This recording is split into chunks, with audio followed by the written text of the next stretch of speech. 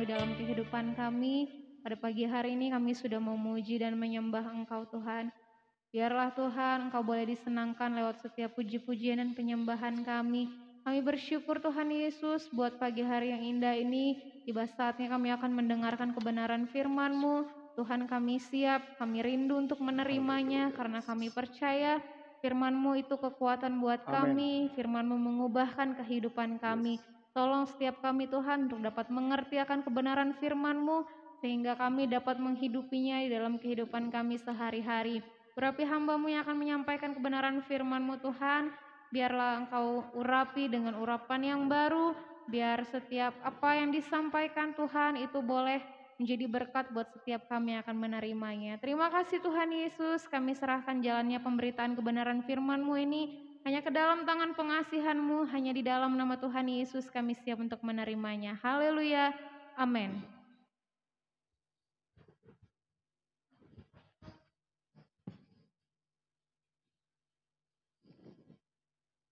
Puji nama Tuhan, shalom saudara. Apa kabar hari ini? Luar biasa karena Yesus luar biasa. Mari angkat tangan kanan.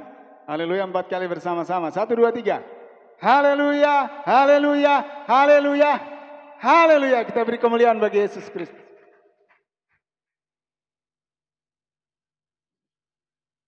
Puji Tuhan saudara, jumpa lagi kita di minggu kedua di bulan November 2020.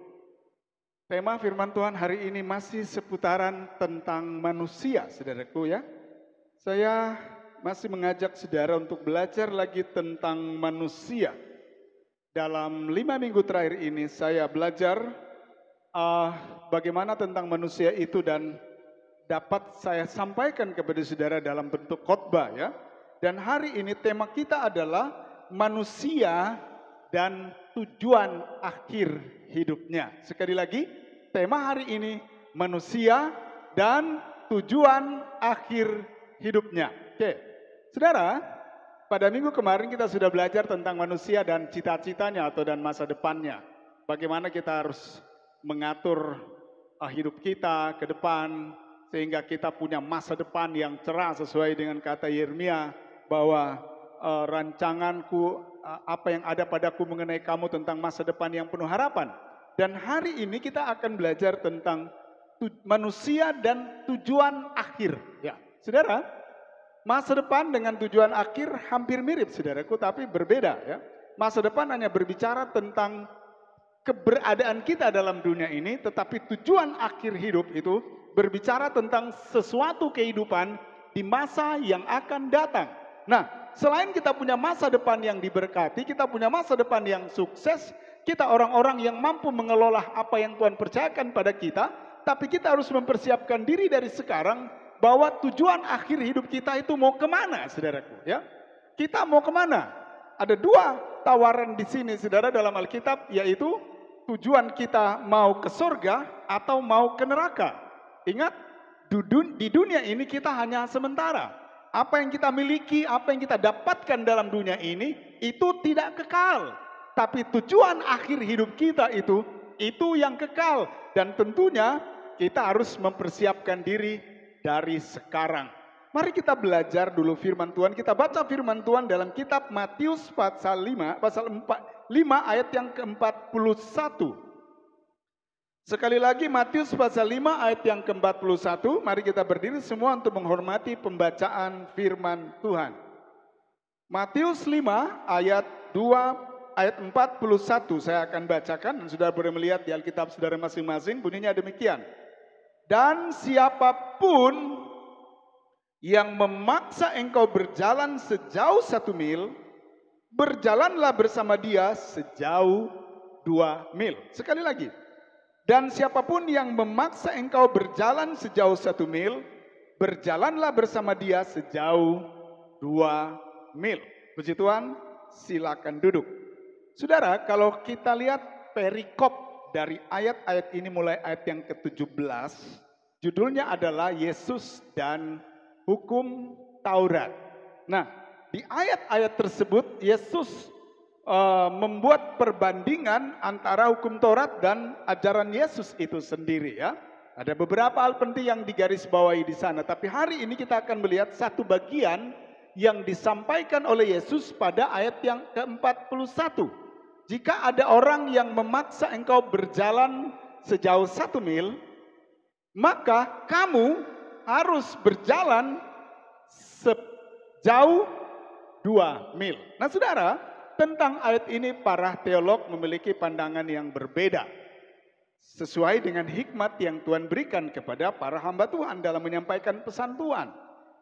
Lalu hari ini apa hubungannya ayat 41 ini dengan manusia dan akhir hidupnya atau masa depan di akhir hidupnya?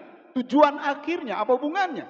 Saudara, saya ingin menjelaskan kepada saudara ayat ini adalah tentang sesuatu yang kalau kita diajak oleh seseorang melakukan sesuatu, ya. Ayat berkata kalau engkau dipaksa oleh orang berjalan 1 mil, kalau kita lihat pada masa-masa penjejahan Roma, bahwa orang-orang Roma, tentara Roma suka memaksa orang Yahudi untuk memikul barang, membawa barang-barang mereka pada jarak tertentu. Ya, mereka dipaksa memikul barang bawaan mereka sampai pada jarak-jarak tertentu. Nah, saudara, sehingga ada orang yang menerjemahkan bahwa kalau kita dipaksa untuk melakukan seperti ini, kita harus melakukan hal yang ekstra. Tetapi kemudian ada juga ajaran Taurat bahwa pada hari Sabat tidak boleh jalan lebih dari 2 mil, saudara. Nah, saudara yang dikasih dalam Tuhan Yesus, saya ingin menyampaikan pada saudara bahwa kita harus bisa, ya, kita harus bisa kembali kepada kebenaran. Saya ulangi lagi secara perlahan. Jika ada orang yang mengajak saudara berjalan sejauh 1 mil, maka Anda harus berjalan dengan dia 2 mil. Maksudnya apa? Jika orang membawa engkau pada sesuatu hal, di sini dikatakan dipaksa, saudara, kepada sesuatu hal yang kemudian engkau tahu itu salah, maka engkau harus kembali kepada kebenaran. Jadi 1 mil, kembali lagi 1 mil menjadi 2 mil. Jadi mungkin kita diajak oleh seseorang untuk melakukan sesuatu, awal-awalnya mungkin itu benar dan baik. Tapi ketika satu waktu engkau mulai melihat bahwa pekerjaan kerjasama ini, kerjasama bisnis ini mulai ada yang salah, maka Anda harus berani kembali kepada kebenaran. Karena kebenaran itulah adalah akhir dari seluruh kehidupan kita. Ya. Selain daripada kebenaran itu, kita tidak bisa mendapatkan akhir yang bahagia. Kita tidak akan mendapatkan tujuan akhir yang menyenangkan. Jadi ketika kita diajarkan orang sesuatu yang mungkin awalnya itu baik, tetapi ketika engkau menyadari bahwa ini sudah salah, maka kita harus cepat-cepat kembali kepada kebenaran. Nah, apa hubungannya saudara dengan tujuan akhir saudara? Tentunya hubungannya erat. Karena kebenaran itulah yang akan membawa kita pada tujuan akhir yang bahagia. Kita lihat dulu di dalam kitab Matius pasal 7, apa korelasinya dengan berjalan, saudara ya? Matius 7 ayat 12 mulai.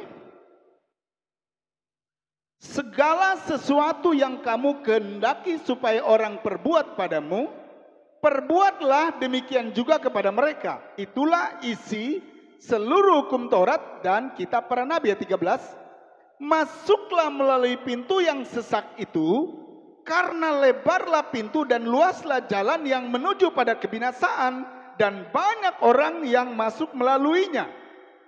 Ayat 14, karena sesaklah pintu dan sempitlah jalan yang menuju pada kehidupan, dan sedikit orang yang mendapatinya. Apa korelasinya Matius 5:41 dengan Matius 7 ayat 12 mulai? Kalau kita lihat saudara, pada Matius pasal 5 tadi dijelaskan apa yang saya sampaikan, bahwa kalau ada orang memaksa engkau berjalan 1 mil, engkau harus jalan dia dengan 2 mil. Dengan keterangan adalah jika ada orang mengajak engkau melakukan sesuatu, kalau satu waktu yang diajak lakukan itu salah, maka engkau harus kembali kepada kebenaran. Setiap kali perjalanan kita salah, ketika sadar kita salah, maka kita harus kembali kepada kebenaran. Ya. Jangan kita jalan terus. Kalau kita sudah tahu jalan itu salah, cara itu salah, jangan kita jalan terus. Itu sebabnya Tuhan mau setiap kita orang Kristen, ya, Tuhan memang menjanjikan kita diberkati. Tuhan menjanjikan berkat yang luar biasa. Tetapi jangan lupa, Tuhan punya tujuan besar bagi saudara dan saya, bukan hanya diberkati dalam dunia ini, tetapi Tuhan punya tujuan yang besar bagi saudara dan saya, agar kita bisa mencapai kekekalan, yaitu di sorga sana. Nah, kekekalan itu bisa kita capai jika dari sekarang kita sudah mempersiapkannya dengan matang. Ya, yang namanya manusia, kecenderungan untuk salah itu selalu terjadi. Tadi malam dalam program Live a Better Life kita sudah bahas tentang terbebas dari rasa bersalah. Setiap manusia bisa melakukan kesalahan, ya. Tetapi Tuhan mau supaya kita menyadari dan memperbaikinya. Kita jangan membuat sebuah pembenaran sehingga kesalahanmu tidak diketahui orang. Tapi untuk menghindari semuanya itu harus mengakui, minta maaf dan memperbaikinya, saudaraku. Sehingga hidup kita menjadi baik. Ya, jadi sudah dikasih dalam Tuhan Yesus, Tuhan mengizinkan kita, Tuhan memberikan dunia untuk kita kelola supaya kita memiliki masa depan yang diberkati. Tetapi jangan lupa, tujuan yang paling besar dari Tuhan untuk saudara dan saya adalah rumah Bapa yang kekal. Bukan cuma kekayaan di dunia ini. Oh tidak, itu cuma sementara, saudaraku ya. Kekayaan itu cuma untuk membuat kita senang sementara kita berada dalam dunia. Mengapa? Karena kalau kita punya sepeda motor, kita bisa berjalan naik motor tidak capek daripada kita menggunakan sepeda dayung. Kalau kita punya mobil, kita bisa lebih enak karena jalan tidak kena angin, kecuali AC di dalam mobil. Kalau kita punya rumah yang kecil, Tuhan beri kita rumah yang lebih besar supaya kita bisa leluasa ada di dalamnya. Dan sebagainya. Tetapi tujuan akhir daripada Tuhan untuk manusia adalah rumah Bapa yang kekal. Di dunia ini cuma sementara. Nah, sudah dikasih dalam Tuhan Yesus, sebagai manusia yang kecenderungan salah itu bisa saja terjadi, Tuhan mau supaya kita belajar, menyadari, memahami ketika kita sudah salah dan kita harus memperbaikinya dan kemudian kembali kepada kebenaran. Hanya kebenaran itu yang dapat membawa kita pada kehidupan yang kekal. Kita lihat saudara dalam Matius 7 tadi, segala sesuatu yang kamu kehendaki supaya orang perbuat kepadamu, perbuatlah demikian juga kepada mereka. Perhatikan saudara, kalau kita mau dihormati orang, maka kita harus menghormati dia. Kalau kita mau kita disayangi orang, maka kita harus menyayangi dia. Sebaliknya kalau kita tidak mau dimaki-maki orang, maka janganlah kita memaki-maki orang. Ini yang pertama saudara. Artinya kepada hal-hal yang baik yang kita ingin terjadi pada diri kita, kita harus bisa melakukannya untuk orang lain. Supaya kita tidak menderita dalam dunia ini. Tetapi ingat, hal itu hanya sementara. Poinnya pada ayat yang ke-13 kita lihat saudara. Masuklah melalui pintu yang sesak itu. Karena lebarlah pintu dan luaslah jalan yang menuju luasnya jalan yang menuju kepada kebinasaan dan banyak orang yang masuk melaluinya. Karena sesaklah pintu dan sempitlah jalan yang menuju pada kehidupan dan sedikit orang yang mendapatinya. Perhatikan saudaraku. Masuklah melalui pintu yang sesak. Apa itu pintu sesak? Apakah memang sorga pintunya kecil? Saya tidak yakin saudaraku. Ya. Pintu sorga besar, luas karena dia mau menampung banyak orang yang datang. Tapi yang dimaksud dengan pintu yang sesak artinya lewatlah melalui pintu yang aturannya banyak. Ya. Banyak aturan supaya hidup kita menjadi baik. Jangan ini, jangan itu, jangan ini, jangan itu, jangan ini, jangan itu, jangan ini. Dan seterusnya seperti hukum Taurat, saudara. Tetapi jangan lupa bahwa kalau kita salah, kita cepat memperbaikinya. Kita bisa saja tertipu dengan orang, saudara. Bisa, ya. Pendeta pun bisa tertipu, saudara ya. Saudara bisa juga tertipu. Tapi kalau kita tahu bahwa itu salah, maka kita harus cepat memperbaikinya supaya kita selalu berada pada kebenarannya Tuhan. Masuklah melalui pintu yang sempit. Artinya, kalau kita mau memiliki tujuan akhir kita kehidupan yang kekal, maka kita harus mengikuti aturan Tuhan. Ya. Kita boleh menjadi seorang pengusaha yang diberkati dan sukses sesuai dengan janji firman, tapi jangan sampai kita melakukan pelanggaran-pelanggaran dalam usaha itu untuk mendapatkan berkat. Ya. Jangan sampai kita merampas hak orang lain supaya kita menjadi kaya. Jangan sampai kita menipu orang lain supaya kita mendapatkan lebih. Jangan. Ada aturan-aturan yang benar dalam kita berusaha sehingga tidak dapat mengganggu iman kita. Jadi walaupun kita sukses menjadi orang yang kaya, tetapi tetap kita punya tujuan akhir, yaitu sorga yang kekal. Haleluya saudara. Jadi seperti ini saudaraku. Masuklah melalui pintu yang sesak. Karena pintu sesak itu menuju pada hidup. Dan Alkitab menulis ternyata orang yang mengikuti jalan yang sesak atau pintu yang sempit itu tidak banyak. Nah, kalau ternyata orang yang mampu melewati jalan yang sempit itu tidak banyak, maka kita harus berusaha, berlomba, agar kita berada di kumpulan orang-orang yang tidak banyak itu. Supaya tujuan akhir kita adalah kehidupan yang kekal. Ya. Ada juga jalan yang lain, yang bebas hambatan. Ya. Saya baca lagi, masuklah melalui pintu yang sesak itu karena lebarlah pintu dan luasnya jalan yang menuju pada kebinasaan dan banyak orang yang melaluinya. Ada juga jalan yang lain yang bebas hambatan. Jalan tol. Ya. Bisa lakukan ini, bisa lakukan itu. Bisa menipu, bisa culas, bisa mencuri. Bisa melakukan pelanggaran, bisa korupsi. Ada juga sama-sama mendapatkan berkat. Tetapi bedanya di jalan yang lebar akhirnya adalah kebinasaan. Kita mau pilih yang mana? Gampang dapat duit, gampang jadi kaya, tanpa mengikuti aturan yang rumit, tapi ujungnya maut. Atau kita mengikuti aturan, sulit mendapatkan berkat, tapi mengikuti aturan, tapi Tuhan janji kita diberkati. Dan ujungnya adalah kehidupan yang kekal. Anda ada posisi yang mana? Anda seorang pengusaha, berusahalah dengan benar. Anda seorang pebisnis, berbisnislah dengan benar. Anda seorang pegawai, pegawai negeri, atau seorang pegawai kantor apa saja, bekerjalah sesuai dengan skill yang ada padamu. Jangan sampai kita melakukan pelanggaran-pelanggaran untuk mendapatkan keuntungan.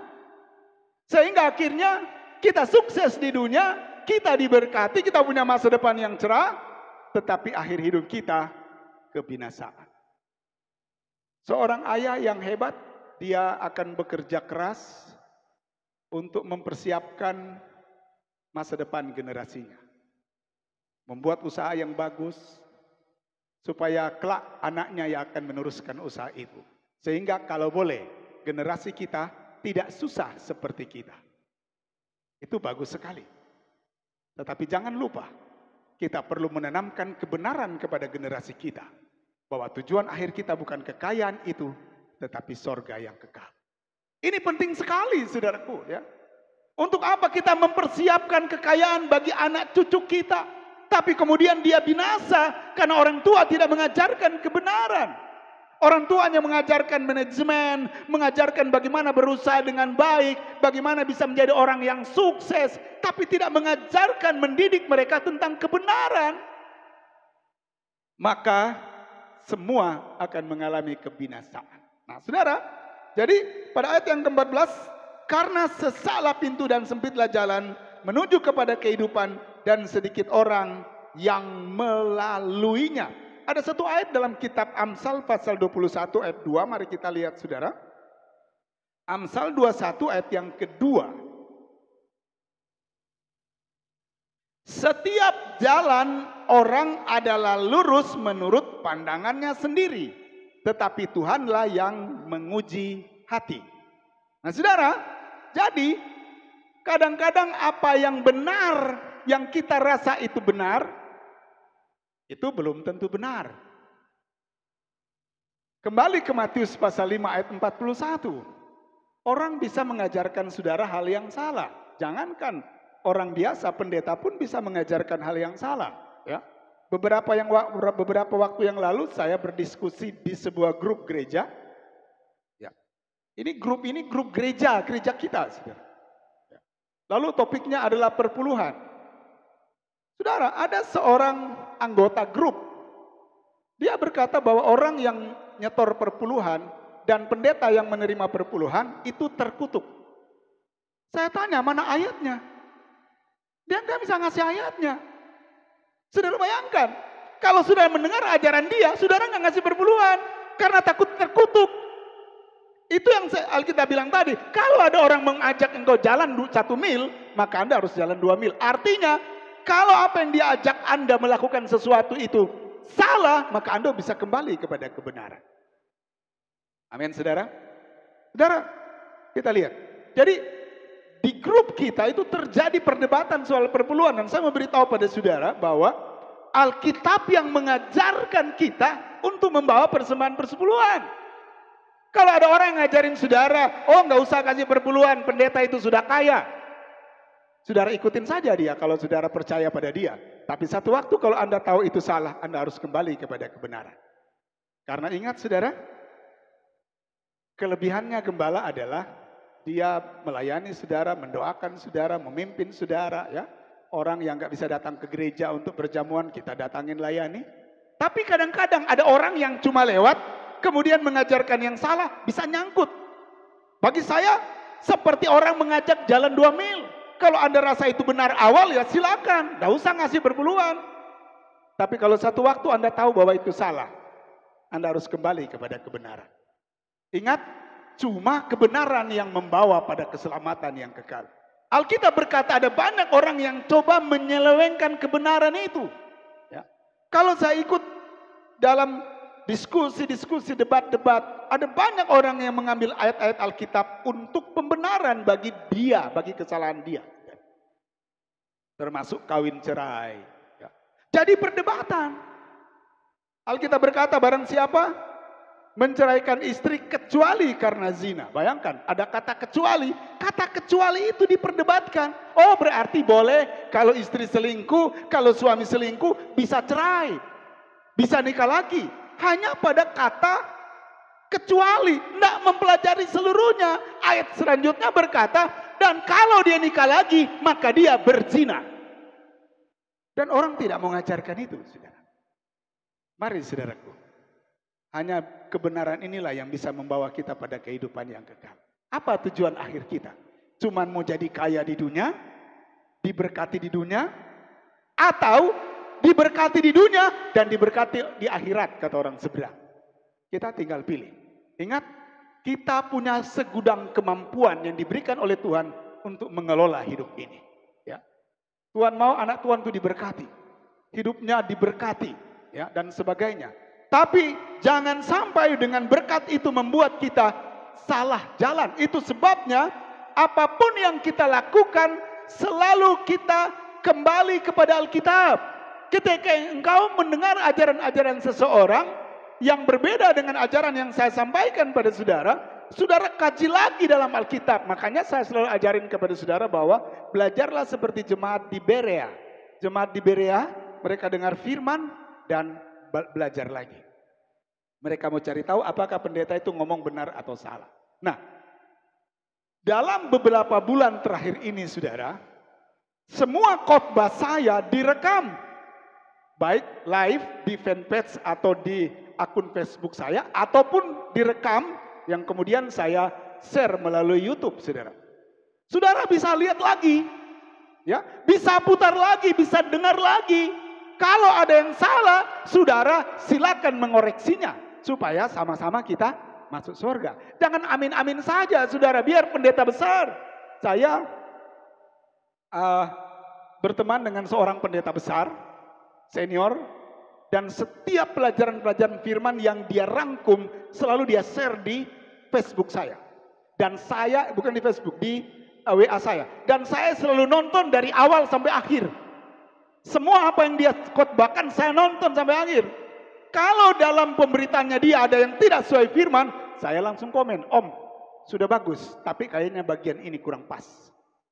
Nah, kita jangan sampai tersesat. Ya, karena pendeta bisa juga menyesatkan orang, bisa saja kalau dia tidak murni dalam pelayanan, dia mempunyai kepentingan untuk kehidupannya pribadi. Kita bisa salah. Sebab itu kita harus belajar kembali kepada kebenaran. Amin, saudaraku. Back to Bible. Jadi sekarang kan sudah nggak rahasia lagi. Saudara mau dengar khotbah apa saja di YouTube itu semua tersedia. Ya. Apa saja saudara mau belajar tentang persembahan ada di sana. Saudara mau belajar tentang doa puasa ada di sana. Tinggal klik doa puasa muncul YouTube-nya. Saudara mau belajar tentang kesabaran, saudara tinggal klik sabar, muncul YouTube-nya. Saudara mau belajar tentang manajemen, tinggal klik, muncul. Semua ada di sana. Tapi kita harus selalu kembali kepada Alkitab. Amin, saudara. Ingat, persekutuan ibadah itu penting sekali, saudara ya. Di zaman COVID ini gereja awal-awal tidak diizinkan untuk beribadah, kemudian live streaming. Lalu orang-orang yang memang malas beribadah senang dia ya, senang sekali. Ternyata bisa ibadah di rumah. Ya. Tapi saudara, Alkitab berkata dalam Ibrani 10 ayat 25. Jangan menjauhkan diri dari pertemuan-pertemuan ibadah. Kata pertemuan ibadah berarti ada orang lain. Bukan hanya papa, mama, anak-anak, ponakan. Bukan. Tetapi pertemuan ibadah berarti di situ ada orang-orang yang tidak kita kenal. Yang berkumpul bersama untuk memuliakan Tuhan. Nah, ini saudara, untung aja kita di desa saudara ya, daerah hijau yang kemudian kita bisa kumpul beribadah seperti ini. Di kota masih banyak yang belum bisa ibadah. Gereja-gereja besar yang mewah, punya izin dan sebagainya, nggak bisa ibadah. Kenapa? Karena lingkungan masih tidak bisa mendukung karena penyebaran virus ini masih cukup luas. Tapi beberapa waktu terakhir saya lihat di berita semakin menurun saudara. Mudah-mudahan 2021 corona sudah pergi, saudara ya. Nah, mari. Apa tujuan akhir hidup kita? Tinggal pilih. Mengikuti jalan yang lebar, jalan yang bebas hambatan, gampang dapat berrezeki, gampang dapat berkat. Atau mengikuti jalan sempit yang banyak aturan, tetapi ujungnya hidup. Yang tadi bebas, ujungnya kebinasaan. Kita tinggal pilih. Ingat, sekali lagi, Tuhan tidak hanya memberkati kita di dunia ini. Tapi dia mau supaya kita memiliki rumah. Ingat, dia mati untuk saudara dan saya. Dia naik ke surga dalam Yohanes 14. Dia menyiapkan rumah di sana. Dia sudah buat rumah untuk saudara dan saya. Dan Tuhan mau bahwa rumah itu nanti ditinggalin oleh kita. Ya. Nah, kalau dalam perjalanan hidup kita di dunia ini, saudaraku, kita tidak bisa kembali kepada kebenaran. Kita terlena dengan kekayaan, kita terlena dengan gampangnya mendapatkan uang. Tapi kita tidak kembali kepada kebenaran kalau kita tahu itu sudah salah. Maka sayang sekali, rumah yang Tuhan siapkan di sana tidak bisa kita tinggalin. Alias, akhir hidupnya kita tinggal di api neraka yang kekal selama-lamanya. Puji nama Tuhan, saudaraku. Berbahagialah orang yang mendengar firman, merenungkan dan mempraktikkan dalam hidupnya sehari-hari. Tuhan Yesus memberkati. Mari kita